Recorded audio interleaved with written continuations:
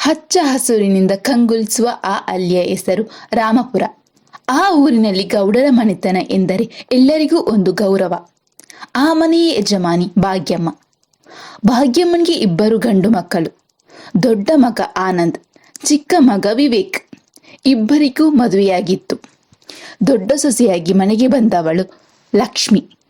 ಅವಳು ಅಲ್ಲಿಯ ಮುಗ್ಧ ಹೆಣ್ಣು ಮಗಳು. ಅಷ್ಟಾಗಿ ಓದಿದವಳಲ್ಲ, ಆದರೆ ಕೈ ತುಂಬ ಕೆಲಸ ಮಾಡುವ ಕಷ್ಟಜೀವಿ. ಇನ್ನು ಚಿಕ್ಕ ಸೊಸೆಯಾಗಿ ಬಂದವಳು ಕಾವ್ಯ. ಅವಳು ನಗರದಲ್ಲಿ ಬೆಳೆದವಳು. ದೊಡ್ಡ ಪದವಿ ಪಡೆದು ಕೈ ತುಂಬ ಸಂಬಳ ಗಳಿಸುವ ಆಧುನಿಕ ಹುಡುಗಿ. ಭಾಗ್ಯಮ್ಮನಿಗೆ ಮನಸ್ಸಿನಲ್ಲಿ ಒಂದು ತಾರತಮ್ಯ ಭಾವನೆ ಇತ್ತು. ಅವಳಿಗೆ ಓದಿದ ಸುಂದರವಾದ ಕಾವ್ಯ ಎಂದರೆ ಎಲ್ಲಿಲ್ಲದ ಪ್ರೀತಿ. ಆದರೆ ಆ ಪ್ರೀತಿಯ ಹಿಂದೆ ಒಂದು ಸ್ವಾರ್ಥವಿತ್ತು. ಕಾವ್ಯಳ ಸಂಬಳ ಮತ್ತು ಅವಳ ನಗರದ ಹಿನ್ನೆಲೆ ಕಂಡು ಭಾಗ್ಯನಿಗೆ ಹೆಮ್ಮೆ. ಆದರೆ ಕಾವ್ಯಳಿಗೆ ಮನೆಯ ಯಾವ ಕೆಲಸವೂ ಬರುತ್ತಿರಲಿಲ್ಲ, ಮಾಡಲು ಇಷ್ಟವಿರಲಿಲ್ಲ. ಭಾಗ್ಯಮ್ಮ ಅವಳಿಗೆ ಯಾವುದೇ ಕೆಲಸವನ್ನು ಕೊಡುತ್ತಿರಲಿಲ್ಲ. ತನ್ನ ಚಿಕ್ಕ ಸೊಸೆ ದೊಡ್ಡ ನೌಕರಿ ಮಾಡುವವಳು, ಅವಳ ಕೈಯಿಂದ ಕೆಲಸ ಮಾಡಿಸುವುದೇ ಎನ್ನುತ್ತಾ ಕಾವ್ಯಳನ್ನು ತಲೆಯ ಮೇಲೆ ಕೂರಿಸಿಕೊಂಡಿದ್ದಳು. ಲಕ್ಷ್ಮಿ ಲಕ್ಷ್ಮಿ, ಆ ಕಾವ್ಯ ಮಗಳು ಎದ್ದು ಎಷ್ಟೊತ್ತಾಯಿತು? ಅವಳಿಗೆ ಬಾದಾಮಿ ಹಾಲು ಮಾಡಿಕೊಡು ಅಂತ ಹೇಳಿ ಅರ್ಧ ಗಂಟೆಯಾಯಿತು, ಇನ್ನೂ ತಂದಿಲ್ಲವೇ? ನಿನ್ನ ಕೈಕಾಲೇನಾದ್ರೂ ಮುರಿದು ಹೋಗಿದೆಯೇ? ಯಾವಾಗಲೂ ನೋಡಿದ್ರು ಮಂದ ಬುದ್ಧಿ. ಈಕೋ ತಂದೆ ಅತ್ತೆಯವರೇ, ಹಸುವಿನ ಹಾಲು ಕರೆದು ಕಾಯಿಸಿ ಬಾದಾಮಿ ಅರೆದು ತರೋಕೆ ಸ್ವಲ್ಪ ತಡವಾಯಿತು. ಸಮೀಕ್ಷೆ ಅತ್ತೆಯವರೇ. What is this Lakshmi? ಇದರಲ್ಲಿ ಬಾದಾಮಿ ಸರಿಯಾಗಿ ಪೌಡರ್ ಆಗೇ ಇಲ್ಲ. ಹಾಲಿನ ಕೆನೆ ಬೇರೆ ಬಾಯಿಗೆ ಸಿಗುತ್ತಿದೆ. ಅತ್ತೆಯವರೇ, ನಿಮ್ಮ ದೊಡ್ಡ ಸೊಸೆಗೆ ಸಿಟಿಯಲ್ಲಿ ನಾವು ಕುಡಿಯೋ ತರ ಸ್ಟ್ಯಾಂಡರ್ಡ್ ಆಗಿ ಏನೂ ಮಾಡೋಕ್ಕೆ ಬರಲ್ಲ. ಶೇಮ್. ಹೌದು ಕಾವ್ಯ, ನೀನು ದೊಡ್ಡ ಸಿಟಿಯಲ್ಲಿ ಸಾಫ್ಟ್ವೇರ್ ಓದಿದವಳು. ನಿನಗೆ ಇವಳ ಅಲ್ಲಿ ಬುದ್ಧಿ ಎಲ್ಲಿ ಅರ್ಥವಾಗಬೇಕು? ಲಕ್ಷ್ಮಿ, ಇವತ್ತಿನಿಂದ ತನ್ನ ಚಿಕ್ಕ ಸೊಸೆ ಕಾವ್ಯಳ ರೂಮ್ಗೆ ನೀನೇ ಹೋಗಿ ಬೆಡ್ ಕಾಫಿ ಕೊಡಬೇಕು. ಅವಳು ಬೆಂಗಳೂರಿನಲ್ಲಿ ದೊಡ್ಡ ನೌಕರಿ ಮಾಡುವವಳು. ಅವಳ ಕೈಯಿಂದ ಕಸ ಗುಡಿಸೋಕೆ, ಪಾತ್ರೆ ತೊಳಿಸೋಕೆ ಆಗುತ್ತಾ? ಅವಳ ಕೈಯೆಲ್ಲ ಹಾಳಾಗುವುದಿಲ್ಲವೇ? ಆಯಿತು ಅತ್ತೆಯವರೇ, ಇನ್ಮೇಲೆ ಹಾಗೆ ಮಾಡ್ತೀನಿ. ಅಷ್ಟರಲ್ಲಿ ಅಲ್ಲಿಗೆ ಮಾವ ರಂಗನಾಥ್ ಬರುತ್ತಾರೆ. ಭಾಗ್ಯ, ಇದೇನಮ್ಮ ನಿನ್ನ ಅನ್ಯಾಯ? ದೊಡ್ಡ ಸೊಸೆ ಬೆಳಗಿನಿಂದ ದನ ತರ ಕುದುಡಿಯುತ್ತಾ ಇದ್ದಾಳೆ. ಅವಳಿಗೂ ಸ್ವಲ್ಪ ರೆಸ್ಟ್ ಬೇಡವೇ? ಚಿಕ್ಕ ಸೊಸೆ ಓದಿದ್ದಾಳೆ ಸರಿ, ಹಾಗಂತ ಕೈಕಾಲು ಇಲ್ಲವೇ ಅವಳಿಗೆ? ತನ್ನ ಕೆಲಸ ತಾನು ಮಾಡಬಾರದೆ? ನೀವು ಸುಮ್ಮನಿರಿ. ನಿಮಗೆ ಹೆಣ್ಣು ಮಕ್ಕಳ ವಿಷಯ ಏನು ಗೊತ್ತು? ಕಾವ್ಯ ತಿಂಗಳಿಗೆ ₹1,00,000 ಸಂಬಳ ತಡ್ತಾಳೆ. ಅವಳು ಈ ಮನೆಯ ಲಕ್ಷ್ಮಿ ತರ. ಈ ಲಕ್ಷ್ಮಿ ಏನು ತಂದಿದ್ದಾಳೆ? ಬರೀ ಮೈಕಾಲು ತಂದಿದ್ದಾಳೆ, ಅದಕ್ಕೆ ದುಡಿತಾ ಇದ್ದಾಳೆ. ಹೋಗು ಲಕ್ಷ್ಮಿ, ನಿಂತಿದ್ದು ಸಾಕು. ಬೇಗ ಹೋಗಿ ಅಟ್ಟಿಯ ಹಸುವಿನ ಸೆಗಣಿ ಎತ್ತಿ ಬಾ. ಕೆಲವು ದಿನಗಳ ನಂತರ ಮಧ್ಯಾಹ್ನದ ಊಟದ ಸಮಯ.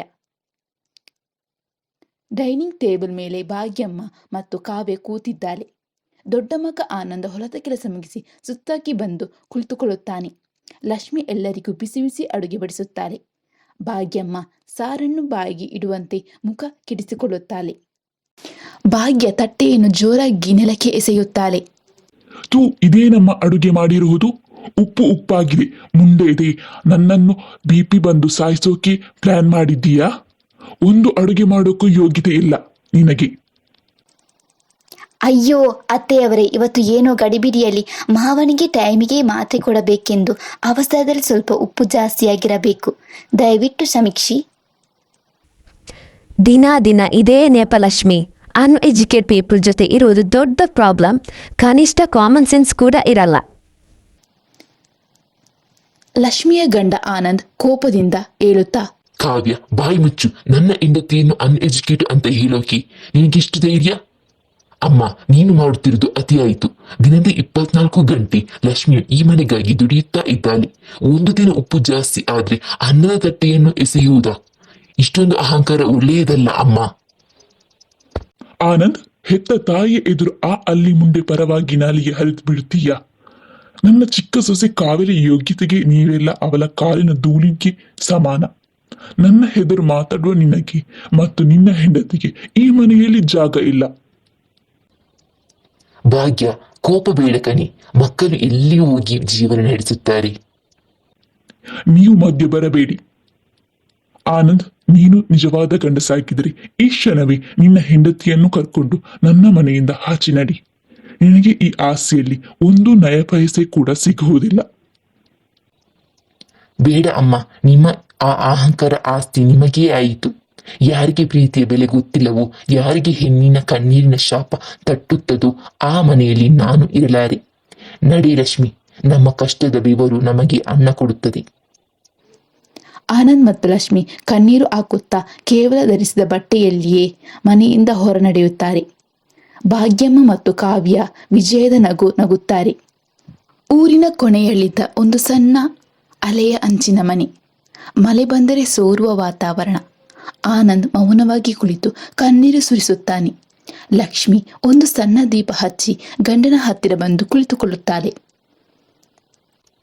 ಲಕ್ಷ್ಮಿ, ನನ್ನನ್ನು ಕ್ಷಮಿಸಿಬಿಡು. ನಿನಗೆ ಗೌಡರ ಮನೆಯ ದೊಡ್ಡ ಸೊಸೆಯಾಗಿ ನೆಮ್ಮದಿ ಕೊಡೋಕೆ ನನ್ನಿಂದ ಆಗಲಿಲ್ಲ. ನನ್ನ ತಾಯಿಯೇ ನಿನ್ನನ್ನು ಕೀಲಾಗಿ ನಡೆಸಿಕೊಂಡ್ರು, ಕೊನೆಗೆ ಬೀದಿಗೆ ತಂದ್ರು. ಗಂಡನ ಕೈಯನ್ನು ತನ್ನ ಕೈಯಲ್ಲಿ ಹಿಡಿದು ಮುಗುಳ್ನಗುಳ್ತಾ, ರೀ, ಯಾಕೆ ಹೀಗೆ ಮಾತಾಡುತ್ತೀರಾ? ಗಂಡ ಹೆಂಡತಿ ಒಟ್ಟಿಗೆ ಇರುವಾಗ ಅರಮನೆ ಯಾಕೆ? ಈ ಸಣ್ಣ ಗುಡಿಸಲೇ ನಮಗೆ ಅರಮನೆ.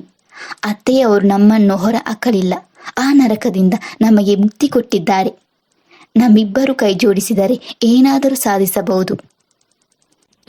ಆದರೆ ನಮ್ಮ ಹತ್ತಿರ ಹಣವಿಲ್ಲವಲ್ಲ ಲಕ್ಷ್ಮಿ. ನನಗೆ ಓದು ಬರಲ್ಲ ನಿಜ, ಆದರೆ ಕಷ್ಟಪಡೋಕೆ ನನ್ನ ಕೈಕಾಲು ಗಟ್ಟಿಯಾಗಿದೆ. ನಾಳೆಯಿಂದ ನಾನು ಊರಿನ ಮನೆಗಳಿಗೆ ಹಾಲು ಹಾಕೋಕೆ ಶುರು ಮಾಡುತ್ತೀನಿ. ಸಣ್ಣದಾಗಿ ಹೈನುಗಾರಿಕೆ ಶುರು ಮಾಡೋಣ. ನೀವು ಹೊಲದಲ್ಲಿ ಕೂಲಿ ಕೆಲಸ ಮಾಡಿ. ನಮ್ಮ ಪ್ರಾಮಾಣಿಕತೆಗೆ ಆ ಭಗವಂತ ಖಂಡಿತ ದಾರಿ ತೋರಿಸುತ್ತಾನೆ. ಲಕ್ಷ್ಮಿ ಬೆಳಗ್ಗೆ ಬೇಗನೆ ಎದ್ದು ಊರಿನ ಎಲ್ಲ ಮನೆಗೆ ಹಾಲನ್ನು ಹಾಕುತ್ತಾಳೆ. ಆನಂದ್ ಕಷ್ಟಪಟ್ಟು ಹೊಲದಲ್ಲಿ ದುಡಿಯುತ್ತಾನೆ. ಅವರ ಕಠಿಣ ಪರಿಶ್ರಮಕ್ಕೆ ತಕ್ಕಂತೆ ವ್ಯಾಪಾರ ವೃದ್ಧಿಯಾಗುತ್ತದೆ. 3 ವರ್ಷಗಳ ನಂತರ ಅವರು ಅದೇ ಊರಿನಲ್ಲಿ ಒಂದು ಸುಂದರ ಮನೆಯನ್ನು ಕಟ್ಟಿಕೊಳ್ಳುತ್ತಾರೆ. ಅವರ ಸಂಸಾರದ ಪ್ರೀತಿ, ಗೌರವ ಮತ್ತು ಅವರ ಅಪಾರ ಸಂತೋಷದಿಂದ ಕಂಗೊಳಿಸುತ್ತಾರೆ. ಇತ್ತ ಗೌಡರ ಮನೆಯಲ್ಲಿ ವಿವೇಕ್ ಮತ್ತು ಚಿಕ್ಕ ಸೊಸೆ ಕಾವ್ಯ ಬೆಂಗಳೂರಿಗೆ ಕೆಲಸಕ್ಕೆ ಹೋಗಲೆಂದು ಸಿದ್ಧರಿರುತ್ತಾರೆ. ಏನಮ್ಮ ಕಾವ್ಯ, ವಿವೇಕ್ ಇಬ್ಬರಿಗೂ ಬೆಂಗಳೂರಿನಲ್ಲಿ ದೊಡ್ಡ ಕಂಪನಿಯಲ್ಲಿ ಆಫರ್ ಲೆಟರ್ ಬಂತಂತೆ, ಹೌದಾ? ತುಂಬಾ ಖುಷಿ ಆಯ್ತು. ನಾನು ಬ್ಯಾಗ್ ಪ್ಯಾಕ್ ಮಾಡ್ಕೊಳ್ತೀನಿ. ನಾವೆಲ್ಲ ಒಟ್ಟಿಗೆ ಬೆಂಗಳೂರಿಗೆ ಹೋಗೋಣ. ಈ ಅಲ್ಲಿಯ ಮುಖ ನೋಡುವುದು ನನಗೆ ಸಾಕಾಗಿದೆ. ಕಾವ್ಯ ಜೋರಾಗಿ ನಗುತ್ತಾ, ಓ ಮೈ ಗಾಡ್, ಅತ್ತೆಯವರೇ, ನೀವು ನಮ್ಮ ಜೊತೆ ಬೆಂಗಳೂರಿಗೆ ಬರ್ತೀರಾ? Are you serious? ಯಾಕಮ್ಮ ಹಾಗೆ ಕೇಳ್ತಿದ್ದೀಯಾ? ನೀವು ನನ್ನ ಮಕ್ಕಳು. ನಾನು ನಿಮ್ಮ ಜೊತೆ ಇರದೆ ಬೇರೆ ಯಾರ ಜೊತೆ ಇರಲಿ? ನೋಡಿ ಅತ್ತೆಯವರೇ, ನಮಗೆ ಬೆಂಗಳೂರಿನ ವೈಟ್ ಫೀಲ್ಡ್ನಲ್ಲಿ ಸಿಕ್ಕಿರೋದು ಒಂದು ಸಣ್ಣ 1 BHK ಫ್ಲ್ಯಾಟ್. ಅಲ್ಲಿ ನಮ್ಮ ವೀಕೆಂಡ್ ಪಾರ್ಟಿಗಳು, ನಮ್ಮ ಫ್ರೆಂಡ್ಸ್ ಸರ್ಕಲ್ ಬೇರೆ ಥರ ಇರುತ್ತದೆ. ನಿಮ್ಮ ಥರ ಅಲ್ಲಿ ಮುದುಕರಲ್ಲ. ಅಲ್ಲಿ ಇಟ್ಕೊಂಡ್ರೆ ನಮ್ಮ ಸ್ಟೇಟಸ್ಗೆ ಧಕ್ಕೆ ಬರುತ್ತದೆ. ನಿಮ್ಮ ಅಲ್ಲಿ ಭಾಷೆ, ನಿಮ್ಮ ಆಚಾರ ವಿಚಾರ ನಮಗೆ ಸೆಟ್ ಆಗಲ್ಲ. ಭಾಗ್ಯಮ್ಮ ಕಣ್ಣೀರು ಹಾಕುತ್ತಾ ವಿವೇಕ್ನ ಕೈ ಹಿಡಿದು, ವಿವೇಕ್, ನೀನಾದ್ರೂ ಹೇಳೋ ಮಗನೇ, ನಾನು ನಿಮ್ಮಿಬ್ಬರನ್ನು ಎಷ್ಟು ಪ್ರೀತಿಯಿಂದ ಸಾಕ್ತೆ. ಕಾವ್ಯಲ್ಗೆ ಒಂದು ಸಣ್ಣ ಕೆಲಸನೂ ಹೇಳದೆ ರಾಜಕುಮಾರಿ ತರ ಇಟ್ಕೊಂಡೆ. ಈಗ ನನ್ನನ್ನು ಹೀಗೆ ಒಂಟಿಯಾಗಿ ಬಿಡುತ್ತೀರಾ? ಅಮ್ಮ, ಕಾವ್ಯ ಹೇಳೋದು ಕರೆಕ್ಟ್ ಆಗಿದೆ. ಸಿಟಿ ಲೈಫ್ ತುಂಬಾ ಫಾಸ್ಟ್ ಆಗಿರುತ್ತದೆ. ನಮಗೆ ನಿಮ್ಮನ್ನು ನೋಡಿಕೊಳ್ಳೋದು ಟೈಮ್ ಇರಲ್ಲ. ನೀವು ಇಲ್ಲೇ ಹಳ್ಳಿಯಲ್ಲಿಯೇ ಇರಿ. ನಾವಿಬ್ರು ಬರ್ತೀವಿ. ಲೇಟ್ ಆದರೆ ಫ್ಲೈಟ್ ಮಿಸ್ ಆಗುತ್ತದೆ. ಕಾವ್ಯ, ನಡಿ ಹೋಗೋಣ. ಮಾವ ರಂಗನಾಥ್ ಕೆಮ್ಮುತ್ತಾ ಕೋಣೆಯಿಂದ ಹೊರಬರುತ್ತಾರೆ. ಭಾಗ್ಯ, ನೋಡಿದ್ಯಾ ನಿನ್ನ ಅತಿ ಮುದ್ದಿನ ಸೊಸೆಯ ಮಾತನ್ನು? ಯಾರ ಓದು ಮತ್ತು ದುಡ್ಡನ್ನು ನೋಡಿ ನೀನು ಸೊಕ್ಕಿನಿಂದ ಬೀಗಿದೆಯೋ ಅವಳು ಇವತ್ತು ನಿನ್ನ ಮುಖಕ್ಕೆ ಉಗಿದು ಬೆಂಗಳೂರಿಗೆ ಓಡುತ್ತಾ ಇದ್ದಾಳೆ. ಕಾವ್ಯ ಮತ್ತು ವಿವೇಕ್ ಕಾರು ಹತ್ತಿ ಬೆಂಗಳೂರಿನ ಕಡೆಗೆ ಹೊರಟು ಹೋಗುತ್ತಾರೆ. ಭಾಗ್ಯಮ್ಮ ನೆಲದ ಮೇಲೆ ಕುಳಿತು ಕಣ್ಣೀರು ಸುರಿಸುತ್ತಾ ತಾನು ಮಾಡಿದ ತಪ್ಪನ್ನು ನೆನೆದು ಪಶ್ಚಾತ್ತಾಪ ಪಡುತ್ತಾಳೆ. ಕೆಲವು ತಿಂಗಳುಗಳ ನಂತರ ಮಾವ ರಂಗನಾಥ್ ಅವರಿಗೆ ತೀವ್ರವಾದ ಪ್ಯಾರಾಲಿಸಿಸ್ ಸ್ಟ್ರೋಕ್ ಆಗಿ ಹಾಸಿಗೆ ಹಿಡಿಯುತ್ತಾರೆ. ಭಾಗ್ಯಮ್ಮನಿಗೆ ವಯಸ್ಸಾಗಿತ್ತು. ಗಂಡನಿಗೆ ಉಪಚರಿಸಲು ಶಕ್ತಿ ಇರಲಿಲ್ಲ. ಮನೆಯಲ್ಲಿ ಅನ್ನವೂ ಇಲ್ಲದೆ ಕಷ್ಟದ ಸ್ಥಿತಿಯಲ್ಲಿದ್ದರು. ಆ ವಿಷಯ ತಿಳಿದ ದೊಡ್ಡ ಸೊಸೆ ಲಕ್ಷ್ಮಿ ಮತ್ತು ಆನಂದ್ ಓಡುತ್ತಾ ಗೌಡರ ಮನೆಗೆ ಬರುತ್ತಾರೆ. ಅತ್ತೆಯವರೇ ಏನಾಯಿತು? ಮಾವನಿಗೆ ಊರಿನವರು ಹೇಳಿದ ತಕ್ಷಣ ನಾವಿಲ್ಲಿಗೆ ಓಡಿ ಬಂದ್ವಿ. ಲಕ್ಷ್ಮಿ, ಆನಂದ್, ನೀವಾ? ಭಾಗ್ಯಮ್ಮ ಮುಖ ಮುಚ್ಚಿಕೊಂಡು ಜೋರಾಗಿ ಅಳುತ್ತಾಳೆ. ಆನಂದ್ ಹಾಸಿಗೆಯಲ್ಲಿದ್ದ ತಂದೆಯನ್ನು ನೋಡಿ ಕಣ್ಣೀರು ಹಾಕುತ್ತಾ, ಅಮ್ಮ, ಇದೇನಿದು ಈ ಸ್ಥಿತಿ? ತಂದೆಗೆ ಇಷ್ಟೊಂದು ಹುಷಾರಿಲ್ಲ ಅಂದ್ರೂ ಬೆಂಗಳೂರಿನಿಂದ ವಿವೇಕ್ ಬರಲಿಲ್ಲವೇ? ಇಲ್ಲಪ್ಪ ಆನಂದ್, ನಾನು ಮಹಾಪಾಪಿ. ಲಕ್ಷ್ಮಿ, ನನ್ನನ್ನು ಕ್ಷಮಿಸಿ ಬಿಡು ಅಮ್ಮ. ಓದಿದ್ದಾಳೆ, ದುಡ್ಡು ತರುತ್ತಾಳೆ ಅಂತ ಕಾವ್ಯಳನ್ನು ನಂಬಿ ನಿಮಗೆ ದ್ರೋಹ ಮಾಡಿದೆ, ಮನೆಯಿಂದ ಹೊರ ಹಾಕಿದೆ. ಆದರೆ ಅವಳು ನಮ್ಮನ್ನು ಈ ಸ್ಥಿತಿಗೆ ತಂದಳು. ನಾನು ಮಾಡಿದ ಫೋನ್ಗಳನ್ನು ಬ್ಲಾಕ್ ಮಾಡಿದ್ದಾಳೆ. ಇವತ್ತು ನಿನ್ನ ಮಾವನಿಗೆ ಒಂದು ಹನಿ ನೀರು ಕೊಡಕ್ಕೂ ಈ ಭಾಗ್ಯಮ್ಮನಿಗೆ ಶಕ್ತಿ ಇಲ್ಲ. ನನ್ನನ್ನು ಕ್ಷಮಿಸಿಬಿಡು. ಅವತ್ತು ನಾನು ಕಣ್ಣೀರು ಹಾಕಿದಾಗ ನಿನ್ನ ಮನಸ್ಸು ಕರಗಲಿಲ್ಲ ಅಮ್ಮ. ಇವತ್ತು ಕರ್ಮ ನಿನ್ನನ್ನು. ರೀ, ಸಾಕು ನಿಲ್ಲಿಸಿ. ಹಿರಿಯವರು ತಪ್ಪು ಮಾಡಿದರೆ ಮಕ್ಕಳು ಅದನ್ನೇ ಹಿಡಿದು ಕೂರಬಾರದು. ಅತ್ತೆಯವರೇ, ಎದ್ದೇಳಿ. ಕಾವ್ಯ ಓದಿದ್ದಾಳೆ ನಿಜ, ಆದರೆ ಅವಳಿಗೆ ಮಾನವೀಯತೆಯ ಸಂಸ್ಕಾರ ಇಲ್ಲ. ನಾನು ಓದಿಲ್ಲದೇ ಇರಬಹುದು, ಆದರೆ ಹೆತ್ತ ತಾಯಿ ತಂದೆಯನ್ನು ಹೇಗೆ ಗೌರವಿಸಬೇಕು ಅನ್ನೋ ಗುಣ ನನಗಿದೆ. ನೀವು ಇನ್ಮೇಲೆ ಈ ಹಾಲು ಮನೆಯಲ್ಲಿ ಒಬ್ಬರೇ ಇರುವುದು ಬೇಡ. ನಮ್ಮ ಸಣ್ಣ ಮನೆಗೆ ನಡೆಯಿರಿ. ಲಕ್ಷ್ಮಿ, ನಾನು ನಿನಗೆ ಅಷ್ಟೊಂದು ಹಿಂಸೆ ಕೊಟ್ಟರು ನೀನು ನನ್ನನ್ನು ಅಮ್ಮ ಅಂತ ಕರೆದು ಆಶ್ರಯ ಕೊಡ್ತಾ ಇದ್ದೀಯಲ್ಲಮ್ಮ. ನೀನೇ ಈ ಮನೆತನದ ನಿಜವಾದ ಮಹಾಲಕ್ಷ್ಮಿ. ವಿದ್ಯೆ ಅಂದ್ರೆ ಪುಸ್ತಕ ಓದುವುದಲ್ಲಮ್ಮ, ನಿನ್ನ ತರಹ ಒಳ್ಳೆಯ ಗುಣ ಹೊಂದಿರುವುದು ಅಂತ ನನಗೆ ಅರ್ಥವಾಯಿತು. ಲಕ್ಷ್ಮಿ ಪ್ರೀತಿಯಿಂದ ಅತ್ತೆ ಕಣ್ಣೀರು ಒರೆಸಿ ಆನಂದ್ ಜೊತೆ ಸೇರಿ ಮಾವನನ್ನು ಎತ್ತಿ ಗಾಡಿಯಲ್ಲಿ ಕೂರಿಸಿಕೊಳ್ಳುತ್ತಾರೆ. ವೃದ್ಧ ದಂಪತಿಯನ್ನು ತಮ್ಮ ಮನೆಗೆ ಕರೆದುಕೊಂಡು ಹೋಗಿ ಮಗುವಿನಂತೆ ಆರೈಕೆ ಮಾಡುತ್ತಾರೆ. ಅತ್ತೆ ಭಾಗ್ಯಮ್ಮನ ಅಹಂಕಾರ ಕರಗಿ ನಂತರ ಸಂತೋಷವಾಗಿ ಜೀವನ ನಡೆಸುತ್ತಾರೆ. ಪುಸ್ತಕದ ವಿದ್ಯೆ ಕೇವಲ ಬದುಕಲು ಹಣವನ್ನು ನೀಡಬಹುದು, ಆದರೆ ಸಂಸ್ಕಾರ ಮತ್ತು ಮಾನವೀಯತೆ ಮಾತ್ರ ಬದುಕಿಗೆ ಅರ್ಥವನ್ನು ನೀಡುತ್ತದೆ. ತಂದೆ ತಾಯಿಯನ್ನು ಕಷ್ಟ ಕಾಲದಲ್ಲಿ ಕೈ ಬಿಡುವ ವಿದ್ವಾಂಸರಿಗಿಂತ ಪ್ರೀತಿಯಿಂದ ಸಾಕೋ ಮುಗ್ಧರೇ ದೇವರಿಗೆ ಸಮಾನ.